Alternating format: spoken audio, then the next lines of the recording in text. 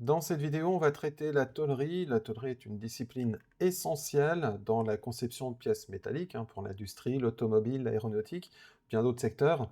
Fusion 360 propose un environnement dédié à la tôlerie, permettant de concevoir des pièces pliables, découpables et assemblables avec précision. Donc, que vous soyez débutant, utilisateur avancé, maîtriser ces outils vous permettra de créer des pièces fonctionnelles, optimisées pour la fabrication et faciles à produire.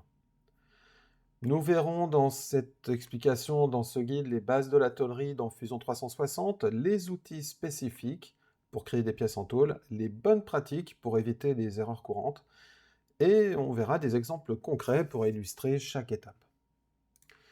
Pour démarrer une pièce de conception, on va partir, à partir d'une nouvelle pièce, du module de conception de pièces. En système millimètre, je peux choisir par défaut la pièce standard ou la pièce de tôlerie. Ça n'a pas vraiment d'importance, puisqu'on va basculer de l'un à l'autre. Donc ici, je vais partir sur la pièce de tôlerie et je vais créer ma pièce.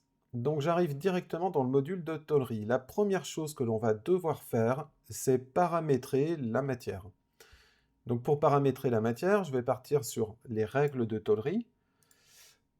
Les règles de tôlerie, dans cette conception, je vais pouvoir rajouter des règles spécifiques à cette conception ou je peux utiliser des règles de bibliothèque que j'ai pu créer en amont. Donc ça va me permettre de pouvoir paramétrer mes règles de tôlerie, paramétrer mes matériaux et m'en resservir à chaque fois que j'en ai besoin. Donc ça dépend, l'usage de ces règles de tôlerie va dépendre de si c'est du one-shot, une pièce unique, ou si je vais partir de façon un peu plus industrielle pour garder en bibliothèque mes différents matériaux.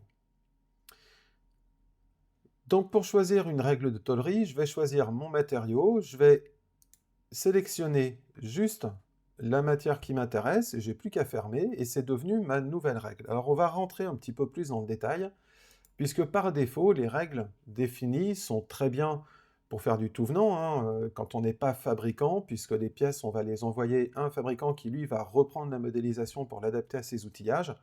Nous, on va rentrer un petit peu plus dans le détail. Donc dans cette conception, ou dans la bibliothèque, c'est la même chose, je vais pouvoir modifier une règle existante. Ici, j'ai envie de travailler sur du 3 mm, donc je vais créer une règle. Donc je vais définir une nouvelle règle qui sera finalement une copie de cette première, une copie que je vais modifier. Donc je vais créer une nouvelle règle. Cette règle, je vais lui donner un nom. Pour moi, ça sera de l'acier en 3 mm. Donc je vais forcément choisir son épaisseur, qui sera du 3 mm. Et puis le facteur K. Alors qu'est-ce que c'est que ce facteur K? C'est un facteur qui définit les rayons de pliage en fonction de plusieurs paramètres, de l'épaisseur de la matière et puis du matériau en lui-même, puisque si c'est de l'acier. Donc je ne vais pas utiliser le même facteur K si c'est de l'aluminium ou de l'acier ou du tungstène, pourquoi pas, ou du plastique, puisque ce facteur va nous définir les rayons de cintrage de notre pièce. Donc généralement, un facteur K sur un acier, ça correspond à la moitié de l'épaisseur. Si je reste sur du 1, je suis à l'axe de tension maximale, qui est l'axe neutre au niveau de ma surface extérieure, donc je suis sur 1,5 mm par rapport à une des faces de ma tôle. Donc il y a des petites règles de calcul qui vont s'appliquer, on reste sur du général, si c'est moins de 6 mm en épaisseur de tôle, le facteur K reste à 1, c'est très bien. Après, quand on est à plus de 6 mm, on va appliquer un facteur K différent. Attention, ce facteur K nous définit un rayon de pliage, qui est le rayon de pliage théorique, mais le fabricant, lui, n'a pas forcément les outils adaptés au rayon de pliage qu'on va vouloir choisir. Donc on va rentrer un peu plus dans le détail pour gérer un petit peu tout ça. Les conditions de pliage vont être basées, le rayon de pliage général est basé sur l'épaisseur de la matière. Donc ici, mon rayon de pliage, c'est du 3 mm. La forme de grugeage, donc quand je vais faire une découpe dedans pour pouvoir faire un pli, je vais avoir une petite forme arrondie. On peut choisir d'avoir une forme droite ou on peut choisir de déchirer la matière. Personnellement, je préfère travailler sur du rond parce que c'est plus facile à gérer quand on fait une découpe laser en amont. La largeur de grugeage, donc ça on le verra quand on sera dans la partie 3D. Donc c'est cette petite découpe qui va me permettre de faire un pli d'un côté d'une longueur finie et pas de l'autre. Cette petite largeur de découpe, généralement, c'est l'épaisseur de la matière. Ensuite, la profondeur de grugeage. Donc cette découpe, jusqu'où elle va aller, c'est la moitié de mon épaisseur de matière. Généralement, ça suffit, on va rester là-dessus. Sur le reste de grugeage, bah, c'est donc ce qui va rester après pour pouvoir positionner notre pliage, c'est une épaisseur multipliée par 2. Je vais retrouver des conditions d'angle. Mes conditions d'angle, c'est à quel type d'angle, comment je vais gérer les relations. Si j'ai deux plis qui arrivent en même temps, donc sur un angle défini qui repart sur deux plis, je vais avoir une forme de grugeage en rond. Moi, j'aime bien utiliser le rond, puisque c'est pratique. On peut faire une soudure bouchon derrière au besoin. On va pouvoir travailler sur du carré en fonction des besoins, déchirer la matière. Alors ça, j'aime pas trop parce que ça génère une petite boursouflure dans le matériau. Petite boursouflure qu'on ne voit pas dans la 3D, mais qui existe réellement quand on va faire nos pliages. On peut l'ajuster jusqu'au pli, gérer les soudures, découper en fonction de soudure linéaire, en arc, soudure laser, bref, on va pouvoir rentrer dans du détail comme ça. Même chose, ces tailles de grugeage, quelle dimension va avoir notre rond. Ici, c'est 4 fois l'épaisseur. On peut régler ce 4 fois l'épaisseur en fonction de nos besoins pour pouvoir l'adapter. Même question sur l'intersection à 3 plis. Donc cette fois-ci, quand je suis dans un coin, donc non plus un angle mais un coin, donc avec 3 surfaces qui viennent se croiser, quelle va être la forme de mon grugeage? Ça peut être de l'arrondi, une intersection, un arrondi complet, bref, je vais le gérer comme ça. Le rayon de grugeage correspond à mon épaisseur. Tout ça, ce sont des paramètres qui sont à adapter en fonction de l'outillage que l'on a sous la main. Je travaille sur du 3 mm. En atelier, je n'ai pas levé en 3 mm. J'en ai un de 4 parce que ça m'arrange. Ici, plutôt que de laisser l'épaisseur, je vais pouvoir lui imposer un rayon de pliage de 4. Donc c'est assez simple. Le rayon de pliage est lié à ma matière. Je vais rester sur ce paramètre-là, j'enregistre. J'ai mon nouveau matériau qui est mon acier 3 mm qui dépend de cette conception. Si j'avais voulu avoir mon matériau en bibliothèque, je l'aurais créé directement en bibliothèque. Mon matériau est choisi, je peux fermer. À partir de là, je vais pouvoir commencer ma conception. Je vais quand même gérer dans les propriétés de document les matières physiques et choisir le matériau qui me va bien, donc de l'acier. Je vais pouvoir fermer, je vais pouvoir commencer à modéliser. Donc pour modéliser une pièce de tôlerie, il existe plusieurs méthodes que l'on verra au fur et à mesure. La première, c'est de dessiner une face de ma pièce, donc une esquisse que je vais appuyer sur un plan. Je vais dessiner mon esquisse, que je vais coter, dimensionner, positionner, comme on sait le faire sur Fusion 360 quand on fait de la pièce mécanique.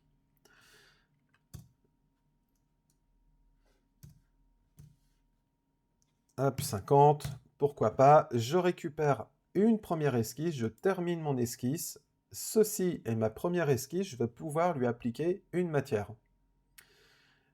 Donc pour appliquer une matière, je retrouve un certain nombre d'outils qui vont être dans cette partie-là, donc les bords tombés, qui vont être finalement tout ce qui est surface plane, les surfaces planes, les angles que je vais pouvoir imposer, on verra la terminologie au fur et à mesure, donc les plis qui vont se positionner tout seuls, dessiner une esquisse en suivant un profil.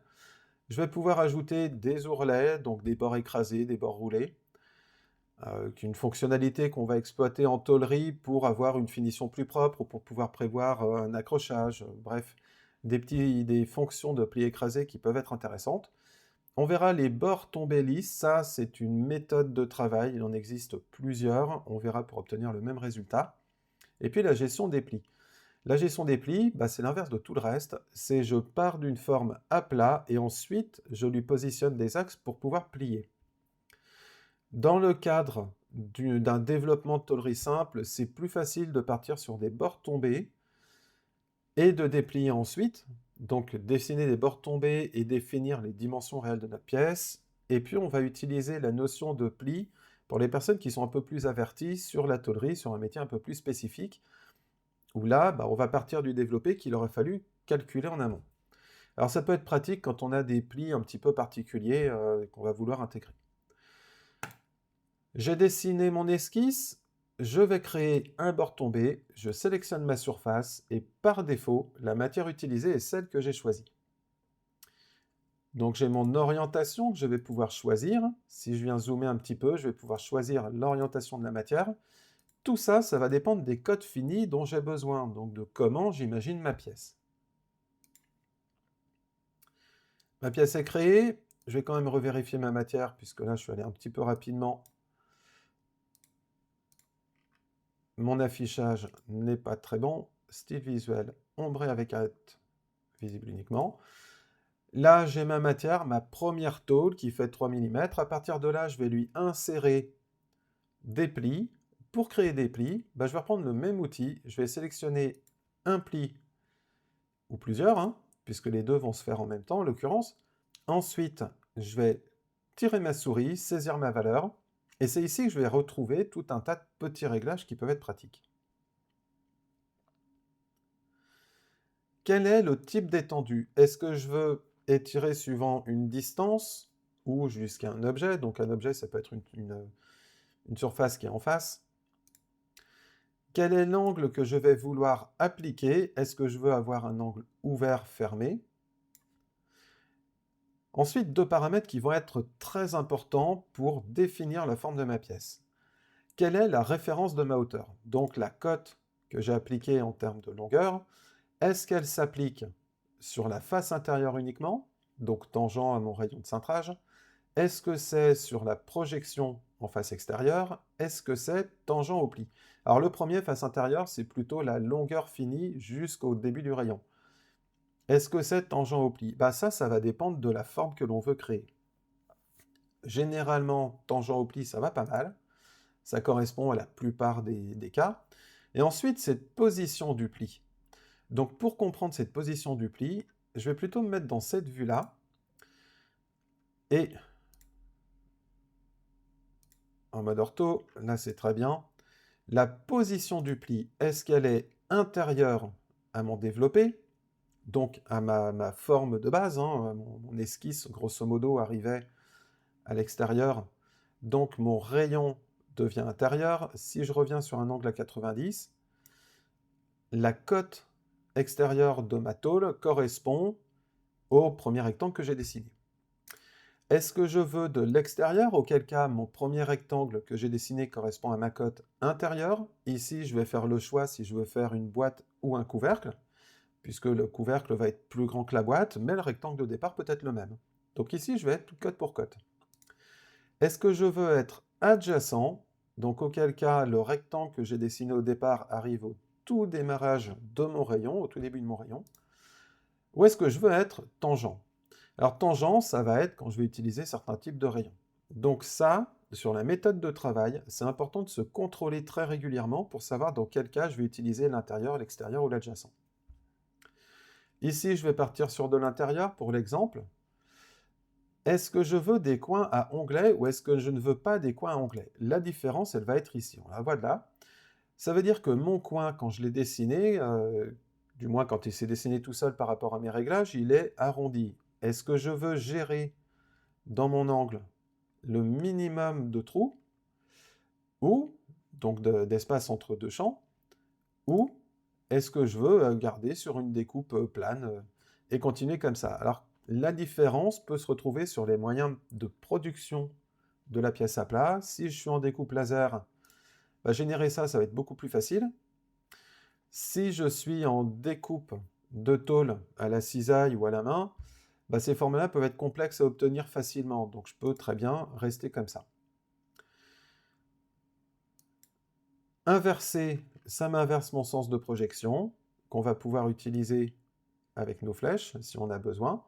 J'ai plus qu'à valider, et ma première phase est faite. À partir de là, de cette première pièce, je vais pouvoir commencer à créer d'autres appuis, en sélectionnant mes surfaces, en étirant, et automatiquement, toutes les liaisons vont se créer, vont s'adapter. Je valide, et au fur et à mesure, je vais pouvoir modéliser ma pièce sans trop de difficultés. Donc on va retrouver les outils de base, on a vu bord tombé. On va pouvoir intégrer la notion d'ourlet. Alors un ourlet, donc ce bord tombé, ce pli écrasé, En prenant l'outil, je vais sélectionner une arête et ensuite je vais choisir, si je le mets dans le bon point de vue, je vais choisir le type d'ourlet que je veux. Et à chaque fois, je vais pouvoir lui ajouter 2-3 paramètres qui vont me permettre de pouvoir gérer un petit peu tout ça. Donc quel est mon type? Il peut être à plat, donc purement pli écrasé, qu'on va utiliser plus pour rigidifier une tôle ou dans le cadre d'une tôle de Carter pour ne pas se couper les doigts, hein, tout simplement. On peut utiliser le ouvrir qui va permettre de crocheter deux pièces. Ça va nous permettre de faire des crochets et de pouvoir accrocher les pièces les unes aux autres. Le mode roulé, qui est pas mal aussi intéressant, qui permet de bien rigidifier et d'avoir vraiment une forme type poignet pour exagérer et qui va nous permettre de ne vraiment pas nous couper. Donc tout ça, ça va dépendre de ce que l'on veut en faire. On peut être sur du double aussi, attention, ce type de pli coûte assez cher à produire, mais dans certains cas, ça peut être pratique. Et ensuite, je vais gérer mes dimensions que j'ai à l'intérieur de tout ça. Donc, quel est mon espace? 5 mm. J'ai augmenté, donc l'espace supérieur et inférieur sont identiques hein, sur cette partie-là. Quelle est ma longueur? La longueur, c'est mon développé ici. Ça va être ici pour jouer, je vais lui mettre 25. J'ai ma longueur de développé. Quelle est son étendue? Hop, alors je suis allé un petit peu vite. Quelle est son étendue? Et puis, quelle est la position de cet ourlet? Est-ce que je l'ai plus à l'intérieur, donc tangent, ou est-ce que je reste adjacent? Donc, par rapport à mon pli d'origine, donc mon arête d'origine, si je reste adjacent, ça correspond au démarrage de mon rayon de cintrage. Si je reste en tangent, mon pli d'origine arrive tangent à mon rayon de cintrage. Alors bien sûr, on va retrouver la fonction d'inverser, qui peut parfois poser 2-3 petites surprises, mais en l'occurrence, ça marche comme ça. Je valide, j'ai mon pli ourlet, et je vais pouvoir travailler sur le reste. Donc, manipuler la tôlerie, c'est assez facile sur Fusion, à condition de savoir ce que l'on veut faire. Une fois que j'ai modélisé mes ourlets, une fois que j'ai modélisé mes bords tombés, j'ai plus qu'à générer une mise à plat. Quelle est ma face fixe? Donc c'est la première face qui, elle, va rester, globalement, si je pose ma pièce sur une table, quelle va être cette face? Et les autres vont se déplier par rapport à cette face.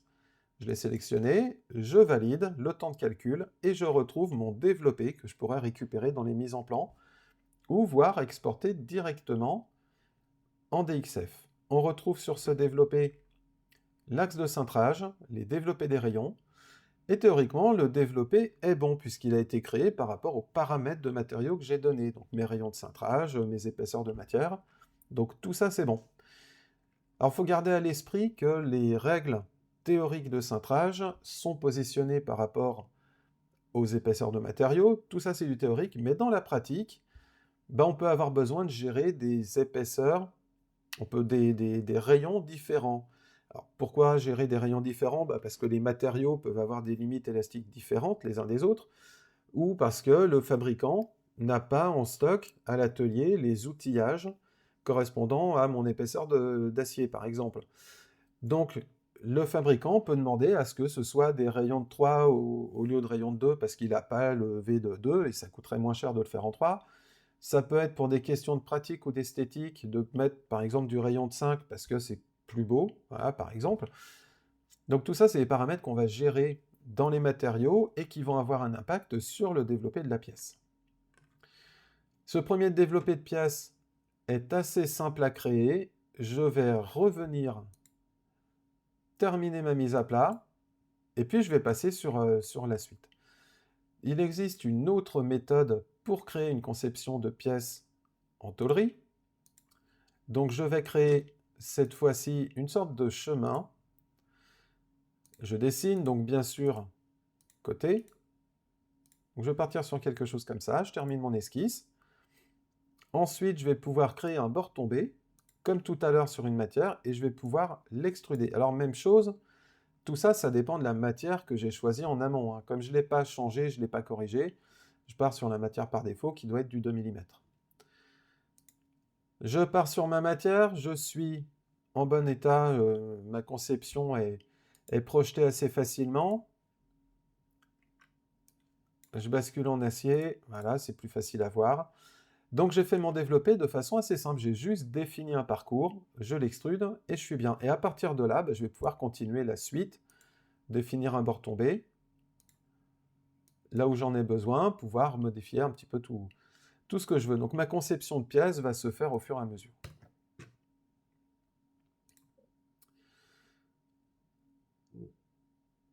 Toutes ces pièces que l'on a créées vont pouvoir être modifiées de façon assez simple. Si j'ai un perçage à faire, je vais pouvoir dessiner une esquisse sur une face, dessiner la forme de mon perçage que je veux créer. Donc ici, je vais partir sur cette forme. Alors bien sûr, comme toute esquisse, les formes doivent être cotées. Ici, pour l'exemple, je ne le fais pas, mais on est censé le faire. Je vais pouvoir percer, et ma déformation, ma pièce a été percée de façon assez simple. Donc tout ça, ça fonctionne sans trop de difficultés. Maintenant, je vais aborder un autre sujet un petit peu différent, c'est quand j'ai des formes très complexes. Typiquement, si je veux partir en tuyauterie d'une forme ronde, ou à peu près ronde, et arriver sur une forme rectangulaire. Donc on va partir sur une modélisation un petit peu différente. Il va falloir utiliser les bords lisses tombés, enfin les bords lisses, qui vont nous permettre de facettiser des surfaces. Je vais dessiner sur un plan un premier rayon, je termine. Je vais créer sur un nouveau plan, donc construire un plan de décalage ici. Je valide ma longueur, je vais pouvoir créer une nouvelle esquisse sur ce nouveau plan, lui définir une forme rectangulaire, ça fait un excellent exemple. Je termine mon esquisse, et puis maintenant, je vais extruder l'un sur l'autre. Bord tombé lissé, j'ai un premier contour, un deuxième contour. Donc c'est la même chose qu'un lissage de base. Donc là, j'ai choisi mes deux esquisses, sauf que là, je vais rajouter des facettes. Ce que je vais piloter, c'est la distance, donc la tolérance de corde, la longueur d'une corde. Ça peut être la longueur entre deux facettes, ça peut être l'angle entre deux facettes, et c'est ça qui va me permettre de définir ces formes-ci. Plus j'augmente ma tolérance, plus je viens modifier le nombre de facettes et leur précision. Donc pour voir un petit peu mieux, comme tout à l'heure, je rebascule sur de l'acier. Les facettes sont créées, et là, théoriquement, je peux modéliser cette pièce. Je peux fabriquer cette pièce. À un détail près, il va falloir que je rajoute une découpe. Pour ajouter une découpe, dans la partie modifier, je vais retrouver découper. Et soit je sélectionne une face, auquel cas Fusion va me supprimer la face, soit je définis un point d'entrée, un point de sortie, je gère la largeur de mon ouverture, je valide, et je me retrouve avec une découpe dans ma pièce. Donc je suis parti d'une première esquisse, d'une deuxième esquisse, j'ai fait mon lissage en utilisant la fonction de bord tombé lissé spécifique à la tôlerie, donc bord tombé lissé. Et ensuite, dans la partie modifiée, l'outil découpe m'a permis de positionner deux points qui me permettent de créer mon trou.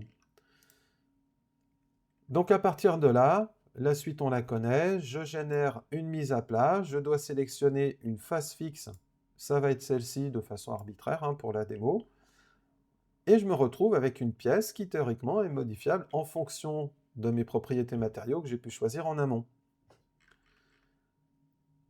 J'ai besoin d'envoyer ça en découpe, j'exporte ma mise à plat au format DXF, j'envoie ce DXF dans ma machine pour faire mes découpes laser, pour faire mes pliages, et tout se passera bien. Je termine la mise à plat, et je continue mes modifications en fonction des besoins. Et la fonction de congé, elle sera plus portée sur ces petits bouts d'arête, ces petits bouts de... Tac. Ces petits bouts de...